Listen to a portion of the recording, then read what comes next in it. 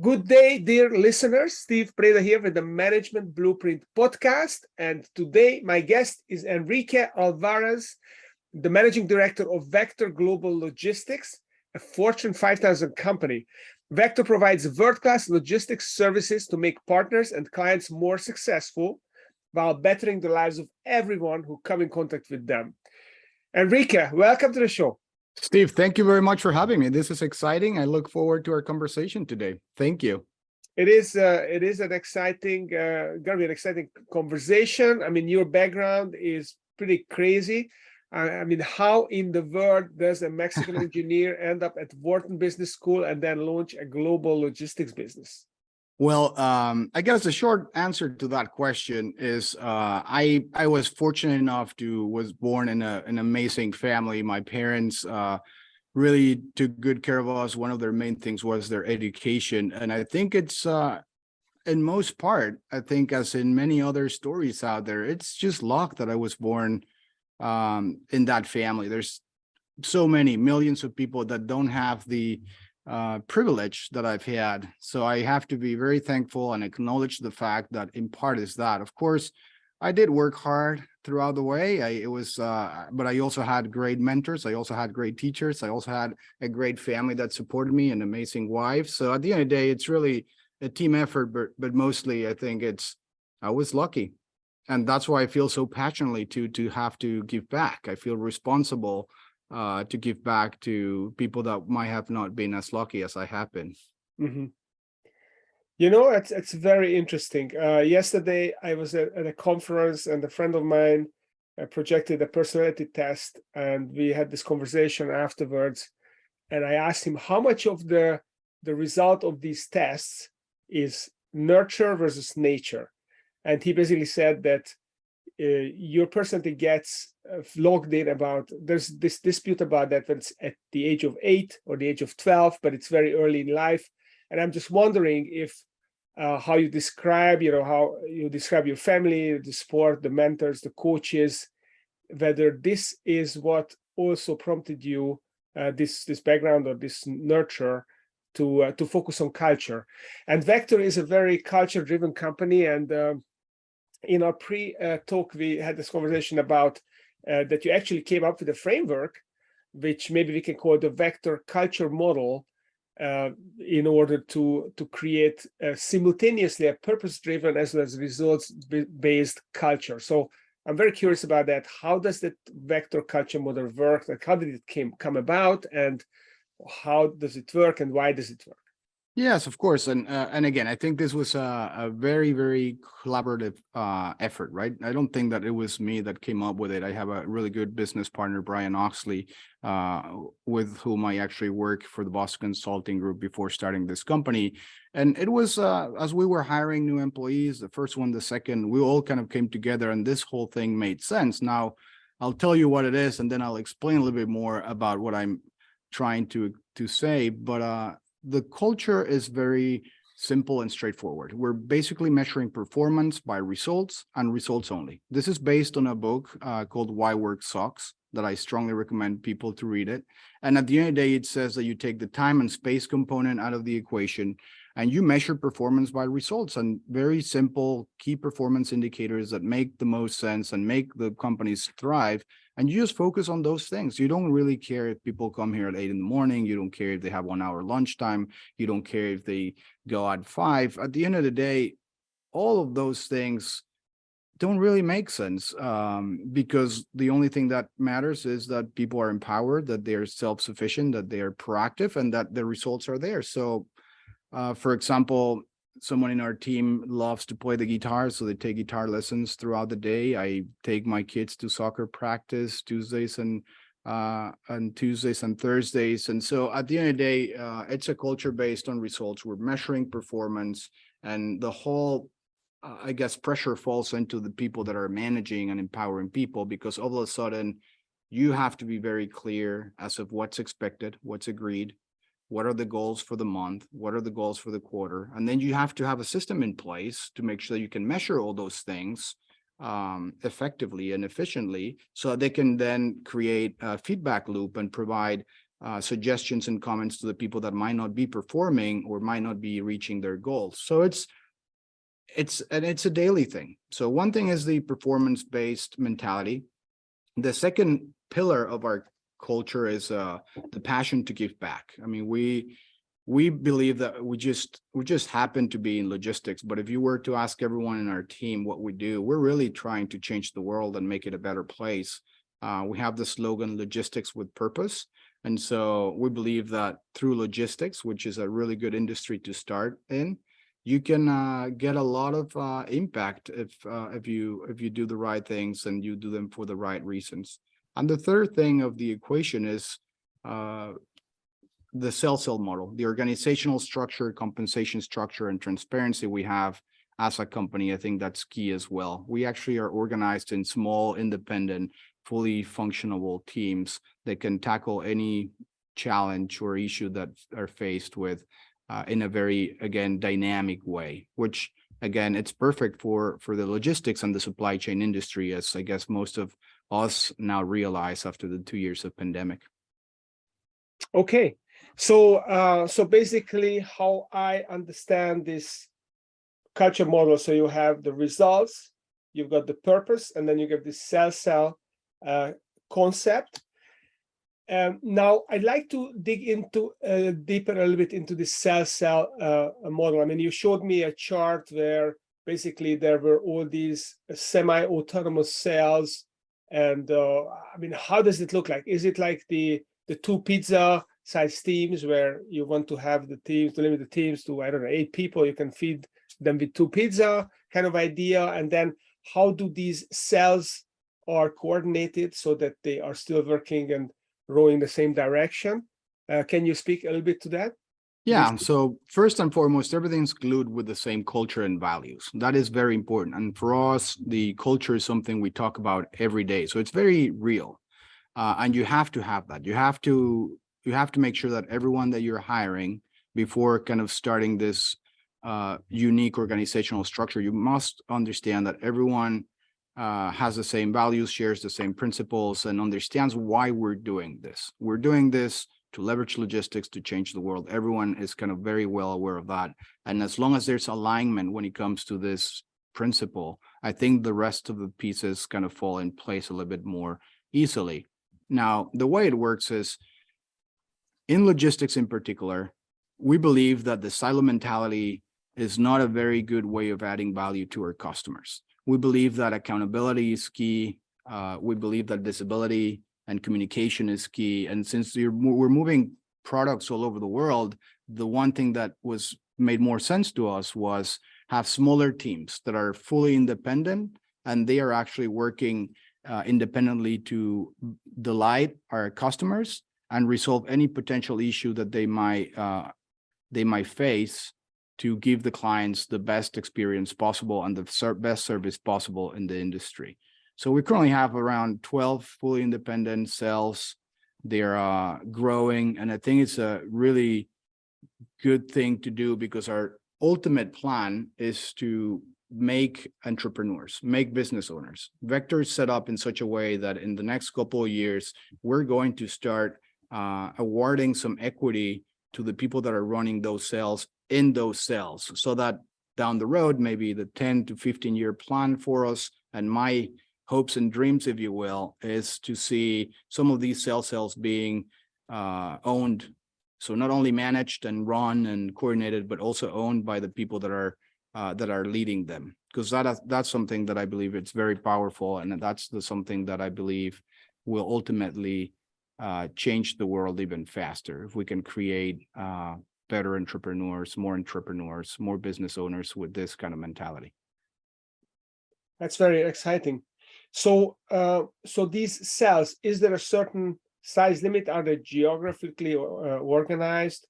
So what is what does that look like? You said they could grow. So could they grow indefinitely and then become their own entities, and then it's just become a network support company?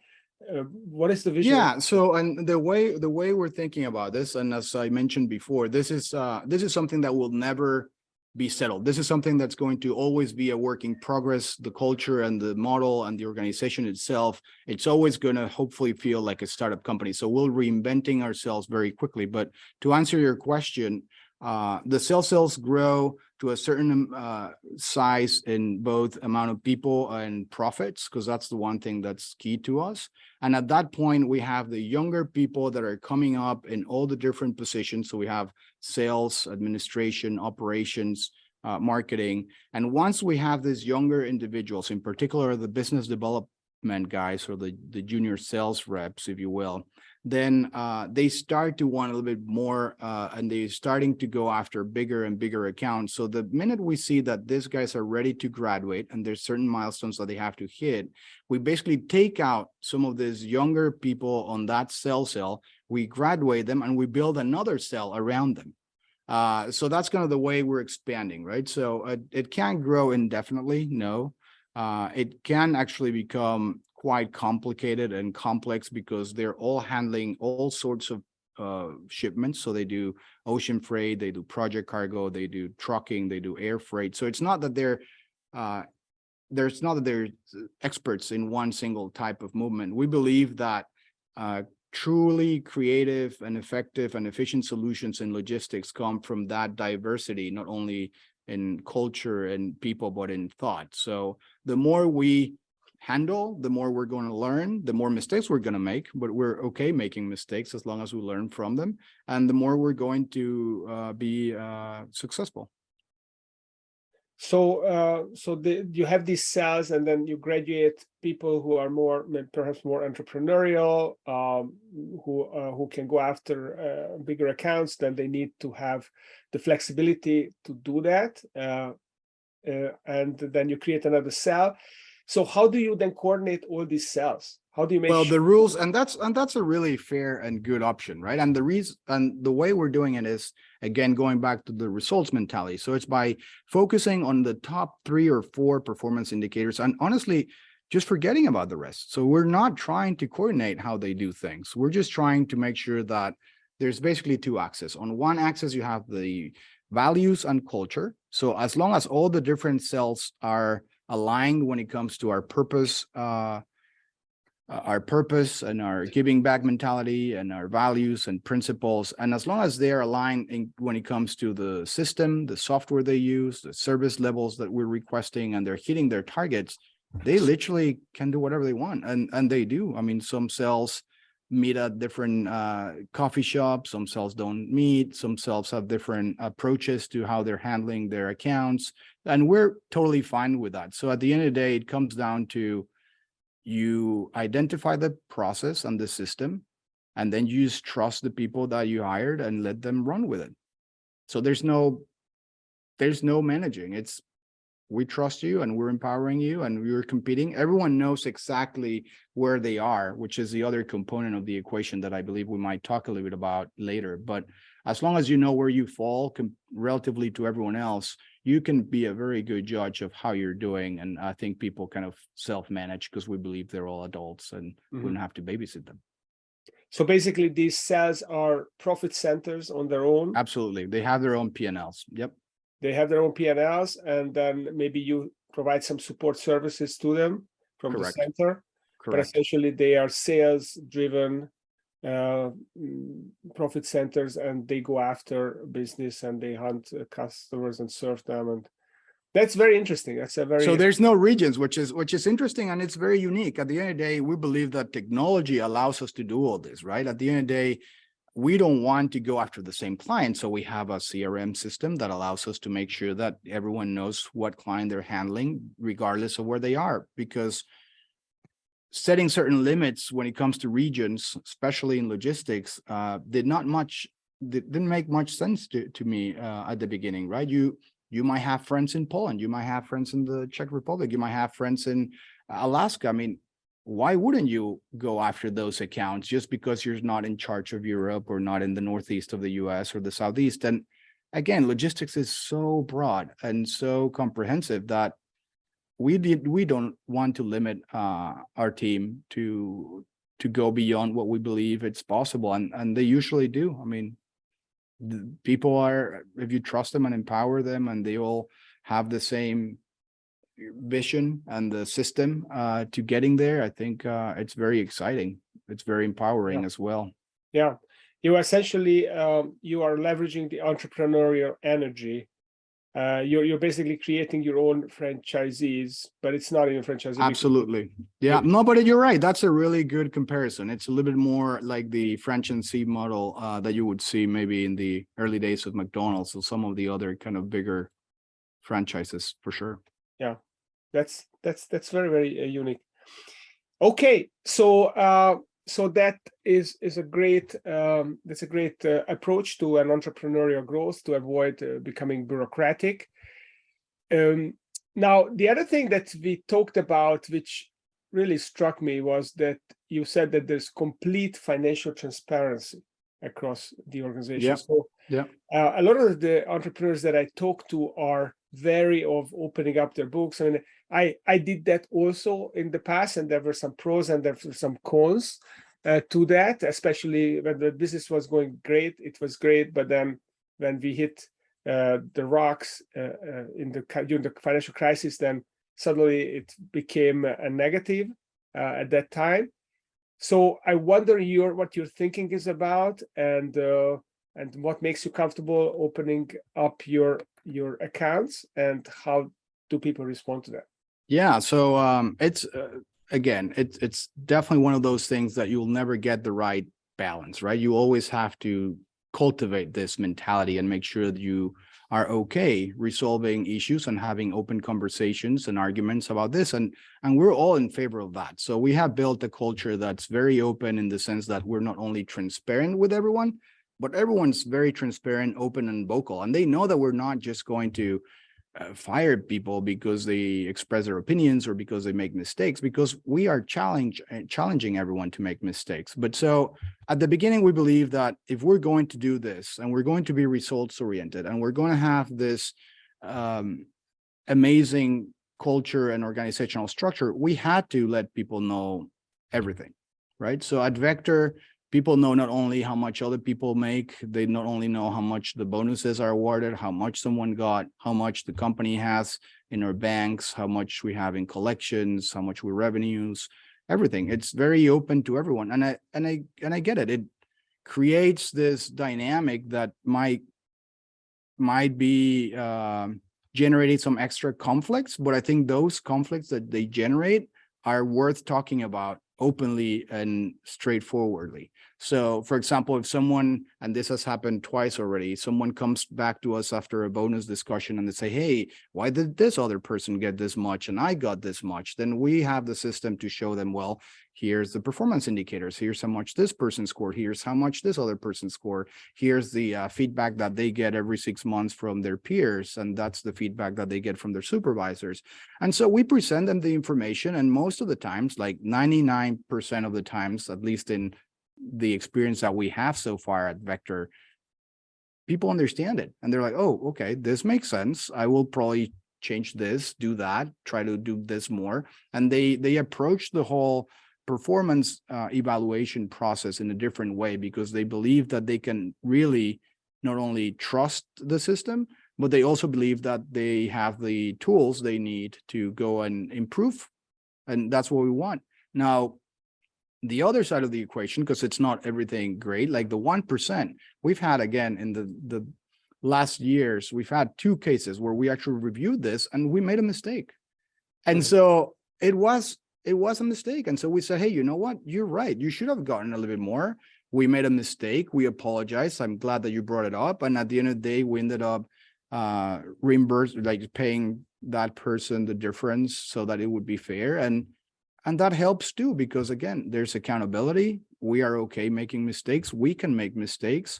And if we acknowledge that we make mistakes, and we make tons of mistakes, then people will see that if nothing else, we respect our values and culture and trying to do what's fair. Can you always achieve fairness? No, never. But we're not striving for that. We're just striving to set a system and a process in place that allows people to be themselves, and that allows everyone to openly acknowledge mistakes and try to improve upon them. Yeah, Yeah, of course. And what I have seen with my clients who are opening up their books and sharing, this is our revenue, this is our profit. We want to improve this. When people understand how they can impact those numbers, Yeah. then they will much more likely to make the effort to impact It's the very powerful, and it's fun to witness too, right? Because you have all of a sudden, for example, in logistics, you have the operations team, right? And you have this younger operations associate, if you will, that goes into the file and looks on the profitability of that one shipment, and then he goes back and talks to the sales rep and questions him, hey, why did you sell it for that low? We could have made a little bit more here or a little bit more there, or hey, you're charging too much, and that way we're not going to get this. I mean, if you charge too much, you're going to lose a client, and it's just a short-term gain as opposed to like a long-term investment in the relationship. So yes, I could not agree with you more. And we are living proof that this works because people are aware, people are smart, and people try to kind of be successful. I mean, everyone's trying to maximize their value in life, not necessarily only money, but just their value, their impact, and their purpose in life. So yeah, this has been very, very powerful for sure. Yeah, I think a lot of companies miss the boat on not giving the full picture to their people, so they feel like they're just a cog in the machine, Right. rather than an important impactor of the whole system. Yeah. And when you create that transparency, it's very empowering to It's people. I have to say, and being fair to every company out there that has been around for a lot longer than mine, it's a lot harder when you're trying to change what you already have as opposed to when you're starting from scratch with this mentality, right? I mean, we started with this mentality, we started with this transparency, and once you start, you keep adding new people to something that you already have, which I believe must be a lot easier than having everyone and all of a sudden starting to figure these things out and trying to change. So so it's not easy, but it's definitely worth it. I'm totally in agreement with you. Yeah, and it can be done. I mean, you don't have to do No? Yeah. 100%. You can be gradual. You just show them maybe the gross profit, and then you explain what the overhead looks like, and eventually share them the net profit, and then you go from there. It's just So, trust, right? At the end of the day, the reason why we're transparent is because we want people to trust in what we're doing and who we are and why we do it. So it's just the right thing to do, even if it doesn't reflect in anything. That's the way companies should be run, I think. I agree. And some people are afraid that if they show people that how profitable they are, they're going to demand higher salaries. And in fact, most cases, people think that the company is even more profitable. So Right. it's very Right. rare that the employees think, "Oh, wow, we're making so much money." Right. It's more the opposite. So it's an unfounded fear in most Well, cases. and if you are afraid, then maybe there is some true into it, right? Maybe you are paying them a little too less, and maybe you should be a little bit less and Yeah. greedy, if you will. So no, I think it works around well, and it keeps like this system of checks and balances. And I think again, trust and people really believing in what they're doing is key, and it's going to be the future for sure. So purpose-driven organizations are definitely going to be the future of the world. I think it's also a reflection that when you show them the numbers, it communicates your trust to them. Yes. And trust is always a mutual thing. So if you feel that someone trusts you, then it's a vulnerability. Then they are vulnerable enough to expose themselves to you. So you're gonna be able to trust them a lot more. So that's awesome. So I'd like to switch gears here and talk about what you guys are doing in the Ukraine, which is quite amazing. That you already delivered, I think you said 550,000 pounds of equipment to Ukraine. So what is this this program that you launched? Why did you launch it, and how could people participate in this? Yes, of course. And so first and foremost, this is not a new program for us. It's not something that we just recently launched. Our culture is about making the world a better place. So we have a team in charge of disaster relief efforts and everything that has to do with helping others when some things like this happen. So this is just one more event, a very tragic one. But we have helped before in the earthquakes, and we have sent stuff to Haiti with relief efforts and all. So this is one more of the things that we do, and it's a good example. Now, Ukraine is particularly important to us because it not only affected really good friends of ours, we have agents and an agent network all over the world, including Russia, and we have really good friends in Russia. This is not something that I believe the Russian people is doing. There's a very few people in Russia, primarily their leadership, that is actually making this horrific event come true. So Ukraine is important because it is connected with the supply chain and logistics of the world in many different ways. So it was disrupting, not only affecting our friends, but disrupting supply chains around the world. And we all felt it, right? We felt it because of the gas and microchips and the minerals and the grains. And if you go one by one of all the things that kind of have at least some influence by Ukrainian companies, there's many technologies and other big ones. So we felt that we had to do something.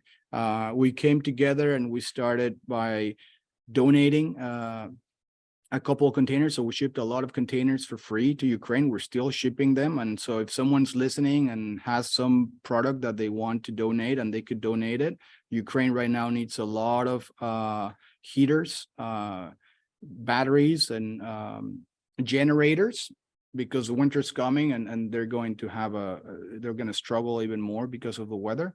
So if you have any of those things or any other thing that you can probably donate, just contact us, because we can probably ship them for free and help more people that way. The other thing we did, which I think is the most important one, was just bring people together. So we reached out to the steamship lines, we reached out to our agents around the world, we reached out to the clients and community and trucking companies in the US, and we just had a meeting, which a Ukraine coordination meeting months and months ago. And from that meeting, we saw the need of having these conversations regularly. So we went from having weekly meetings to now we have them once a month. And again, if someone's listening and wants to participate, we just had ours 2 days ago. They're more than welcome to join, and I'll send you all the information so they can do so. But it's amazing because we just open up the opportunity for people to come together and talk about this. And all of a sudden, you're starting to make all these connections, and you're not really doing much more than putting people in touch with each other. And all of a sudden, we had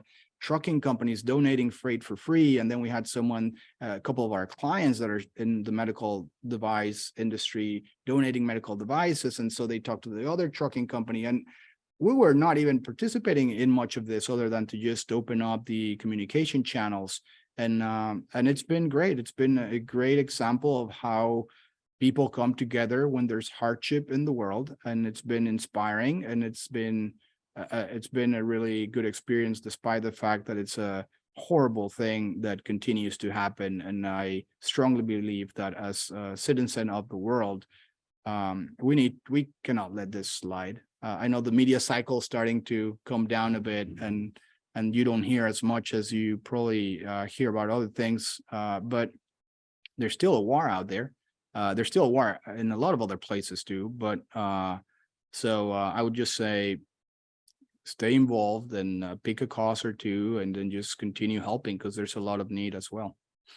Yeah, so that's wonderful that you're doing this. And so those of you listening and you have something that you could donate to help the Ukrainian people to get through this bitter winter that's coming, then Enrique's company, Vector Logistics, can freely deliver those things in containers. So reach out to Enrique. So Enrique, where can people kind of connect and find the communication, and how can they reach you?